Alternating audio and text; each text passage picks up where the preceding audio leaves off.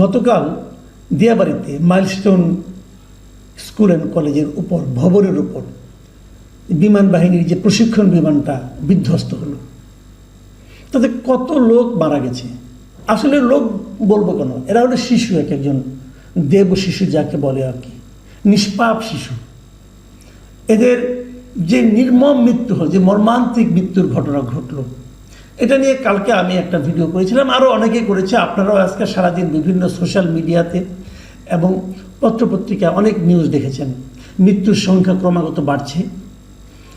তাদেরকে হাসপাতালে নিয়ে আসা হয়েছে, বিভিন্ন হাসপাতালে বার্ন ইউনিটে নিয়ে আসা হয়েছে, এবং সে বার্ন ইউনিটে পলিটিক্যাল লিডাররা গিয়েছেন শোক প্রকাশ করতে। তো ভাই কি বলবো, মানে মানুষ মারা যাচ্ছে, শিশুরা মারা যাচ্ছে, সেটা নিয়েও রাজনৈতিক ফয়দা লোটার চেষ্টা হচ্ছে। অনেকেই গেছেন, এখানে ভিড় জমিয়েছেন।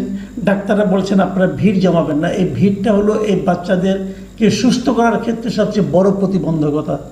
কিন্তু তবু ভিড় কিন্তু কমেনি, অপ্রয়োজনীয় ভিড়, লোক দেখানো ভিড়।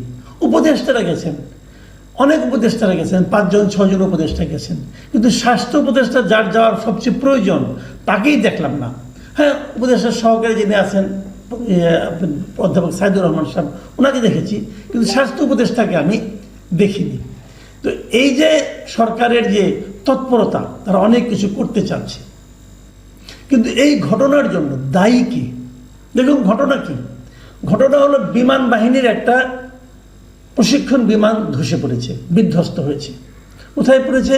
শিক্ষাঙ্গনে, একটা স্কুলে। তাহলে এখানে আর তাদের দরকার কি? চিকিৎসা। তো মূলত 3টা মিনিস্ট্রি আমি ধরি, একটা হলো প্রতিরক্ষা মিনিস্ট্রি অথবা বিমান বাহিনী, আরেকটা হলো শিক্ষা মন্ত্রণালয় যেহেতু শিক্ষাঙ্গনে, আরেকটা হলো এদেরকে চিকিৎসা করতে হবে, সেটা হলো স্বাস্থ্য মন্ত্রণালয়। আমি যদি 3টা মন্ত্রণালয়ের কথা বলি, এদের পারফরমেন্স কি? আমার বিবেচনায় পারফরমেন্স হলো জিরো, জাস্ট জিরো। আমি উদাহরণ দিয়ে বলছি আপনাকে। আগে শিক্ষা মন্ত্রণালয়ের কথা বলি। শিক্ষা মন্ত্রণালয় এই ঘটনার প্রেক্ষিতে চলমান যে পরীক্ষা চলছিল, ছাত্রদের এই সময় যে এইচএসসি পরীক্ষা চলছিল, যে সময় সেই এইচএসসি পরীক্ষাটা তারা স্থগিত করেছে। কখন স্থগিত করেছে জানেন? মধ্যরাতের পরে। ঘটনা ঘটেছে দুপুরে। শিক্ষা মন্ত্রণালয় সিদ্ধান্ত নিতে পারে নাই পরীক্ষা আদৌ স্থগিত হবে কি হবে না। সেটা তারা স্থগিত করেছে রাত্র 2:41 জাতি প্রথম জেনেছে যে পরীক্ষাটা স্থগিত করা হয়েছে। কিভাবে জেনেছে? তাও তথ্য মন্ত্রণালয়ের যিনি উপদেষ্টা আছেন মাহফুজ আলম, ওনার ফেসবুকে উনি বলেছেন যে উনি শিক্ষা উপদেষ্টার সঙ্গে আলোচনা করে তারপরে সিদ্ধান্তটা জানিয়েছেন। তো দুনিয়ার সবাই কি ওই রাত্র 2:41 পর্যন্ত বসেছিল? সকালবেলা অনেকে গেছে, সারা দেশে পরীক্ষা, সকালবেলা অনেকে পরীক্ষা দিতে গিয়েছে, যে এনেছে যে পরীক্ষা স্থগিত। এই হলো শিক্ষা মন্ত্রণালয়ের পারফরমেন্স। স্বাস্থ্য মন্ত্রণালয়ের পারফরমেন্সটা প্রথমেই বললাম। স্বাস্থ্যমন্ত্রী কোথায় দেখা যাচ্ছে না, উনি আসেন কি নাই কেউ জানে না। প্রতিরক্ষা মন্ত্রণালয়, ওটা তো আমাদের মানে একজন জাতীয় নিরাপত্তা উপদেষ্টা আছেন, উনি এই ব্যাপারে হেল্প করবেন, উনি যে কোথায় আছেন কেউ জানে না, ওনার কোনো রা শব্দ দেখি নাই। প্রধান উপদেষ্টার মন্ত্রণালয়ের মধ্যে আছে। প্রধান উপদেষ্টা কি করেছেন? কাল রাতে একটা 5 মিনিটের একটা ভাষণ দিয়েছেন। ওই ভাষণে মানে কান্নাকাটি করা ছাড়া কিছু করেন নেই উনি। ওনার কাছ থেকে মানুষ একটা প্রতিকার চায়, একটা সিদ্ধান্ত চায়, সেটা কোথায়? আমরা কেউ দেখিনি। আচ্ছা, বিমান বাহিনী একটা বিমান করলো, বিমান বাহিনীর প্রধান কোথায় এখন? কেউ দেখেছেন? তার কোনো কথা শুনেছেন? শুনলাম উনি নাকি তুরস্কে আছেন। ঠিক আছে, তুরস্কে আছেন, ওইখান থেকে কিছু একটা উনি বলতেন, মানুষ জানতো যে বিমানটা ধসে পড়েছে এই বিমানটা চীনের তৈরি। 2013 সালে এই ডিজাইনের মানে এই মডেলের বিমান তৈরি চীন বন্ধ করে দিয়েছে। বন্ধ করার আগে আমরা ছিলাম শেষ গ্রাহক। 36টা বিমান নাকি আছে আমাদের। 36টার মধ্যে 3টাই গত কয়েক বছরে বিধ্বস্ত হয়েছে। যে বিমানের এত বেশি, 36টার মধ্যে 3টাই বিধ্বস্ত হবে, তাহলে বিধ্বস্তের হার কত? প্রায় 10%-এর বেশি। এই যে বিমানগুলো বিধ্বস্ত হচ্ছে, এই বিমানটা চালায় কেন? এটা দিয়ে প্রশিক্ষণ করায় কেন? কিনেছে 2013 সালে, মানে হাসিনা সরকারের আমলে। তো বোঝাই গেছে লক্কর ঝক্কর মার্কের বিমান হয়তো বিশাল দাম দিয়ে কিনে নিয়ে আসছে। টাকা পাচারের তো একটা বিরাট সুবিধা এগুলো। এই সমস্ত সামরিক কেনাকাটাতে কোনো হিসাবও হয় না, কোনটা কত দিয়ে কার কাছ থেকে কিনলো কেউ জানে না, টাকা পয়সা জায়গা মতো চলে যায়। তো এগুলি তো হয়েছে দেশে, সেই বিমানগুলি আরও আছে, আগামীতে আমরা অপেক্ষা করতে হবে কবে আরেকটা কোথায় ধসে পড়ে।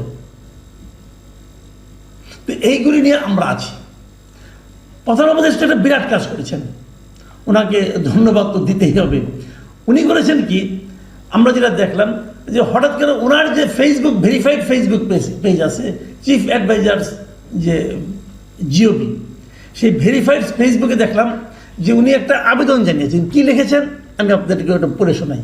উনি লিখেছেন, মাইলস্টোন স্কুল অ্যান্ড কলেজে প্রশিক্ষণ বিমান বিধ্বস্ত হয়ে ক্ষতিগ্রস্তদের জন্য যারা অর্থ সাহায্য করতে চান তারা উপরোক্ত ত্রাণ কল্যাণ তহবিলের উল্লেখিত নম্বরে তা জমা দিতে পারেন।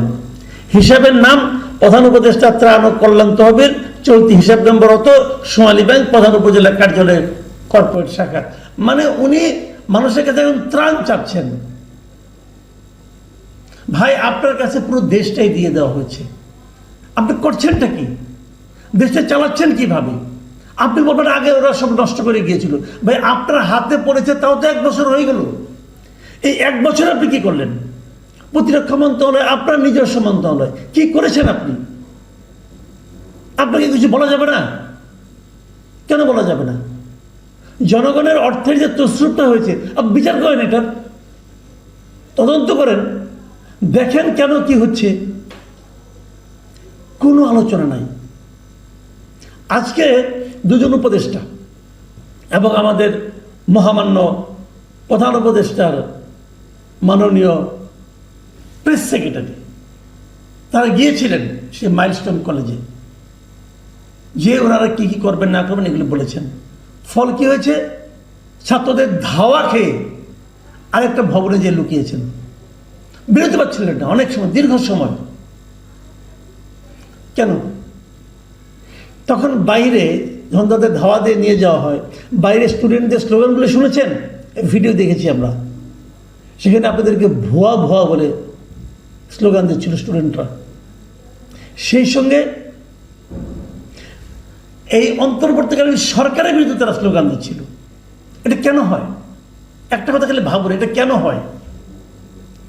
আপনারা যারা গিয়েছেন তারা তো ভালোর জন্যই গিয়েছেন, আমি আপনাদের খারাপ বলছি না, কিন্তু আপনারা তো ভালো কিছু করার জন্যই গিয়েছেন। তাহলে স্টুডেন্টরা আপনাদেরকে ধাওয়া দিল কেন? স্টুডেন্টরা আপনাদেরকে বিরোধী দিল না কেন? স্টুডেন্টরা আপনাদেরকে ভুয়া ভুয়া বলছিল কেন? কারণটার কিছু না। সামগ্রিকভাবে আপনি দেশের মানুষের কাছে এতটাই অজনপ্রিয় হয়ে গিয়েছেন, এতটাই অজনপ্রিয় যে ভালো কিছু করতে গেলেও মানুষ এটাকে অবিশ্বাস করে, আপনাদের ধাওয়া দেয়, আপনাদের ভুয়া বলে। এই জিনিসটা উপলব্ধি করতে পারেন আপনারা? আপনারা জেদ ধরেছেন যতদিন সম্ভব আমরা দায়িত্বে থাকবো, আমরা চেয়ার ছাড়বো না, চেয়ারের প্রেমে পড়ে গেছেন, আরাম ছাড়তে চান না আপনারা। একটা আরাম তো দেখি চেয়ারে আরাম, আরেকটা যে কি আরাম আছে পেছনের আরাম, ওটা তো আপনার যাওয়ার পরে আমরা টের পাবো। এই তো হচ্ছে। স্টুডেন্টরা 6 দফা দাবি করেছে, খুব ইন্টারেস্টিং, আপনাকে একটু দেখুন খালি। ছাত্ররা 6 দফা দাবি করেছে। দাবিগুলো কি কি খুব সতর্কভাবে খেয়াল করুন। দাবিগুলো হলো নিহত ব্যক্তিদের সঠিক নাম পরিচয় প্রকাশ, 1 নম্বর দাবি। কেন? যারা মারা গেছে তাদের নাম পরিচয় প্রকাশটা দাবি আকারে আসে কেন? এটা তো স্বাভাবিক হওয়ার কথা ছিল, এটা তো স্বাভাবিক হওয়ার কথা ছিল, এটা দাবি হিসেবে উপস্থাপিত হলো কেন? এই কারণে হলো যে তাদের মধ্যে সন্দেহ সৃষ্টি হয়েছে যে মৃতের সংখ্যা কম করে দেখানোর জন্য অনেকের নাম পরিচয় দেওয়া হবে না, অনেকের নাম পরিচয় প্রকাশ করা হবে না। দ্বিতীয় দাবি কি? আহত ব্যক্তিদের সম্পূর্ণ ও নির্ভুল তালিকা, মানে যারা আহত হয়েছে তাদের তালিকাতেও কাটছাট হতে পারে, এই আশঙ্কা করছে স্টুডেন্টরা। কেন আশঙ্কা করছে? আপনাদেরকে কেন বিশ্বাস করছে? আপনারা এখন পর্যন্ত কিছু করতে পারেন আর না পারেন, স্টুডেন্টদের কাছে নিজেদেরকে বিশ্বাসের জায়গায় স্থাপন করতে পারেন নাই। এর চেয়ে বড় ব্যর্থতার কি হতে পারে?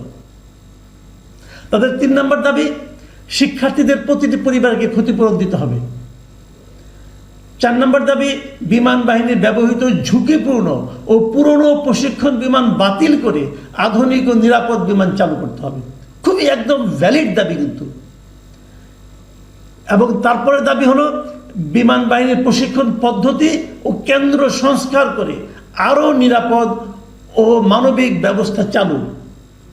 এবং 6 নম্বর দাবি, শুনুন 6 নম্বর দাবিটা কি। 6 নম্বর দাবি হচ্ছে শিক্ষকদের গায়ে সেনাবাহিনী সদস্যদের হাত তোলার ঘটনার জন্য জনসমক্ষে নিঃশর্ত ক্ষমা চাওয়া। তার মানে কালকে উদ্ধার কাজের সময় শিক্ষকদের গায়েও সেনাবাহিনীরা হাত তুলেছিল।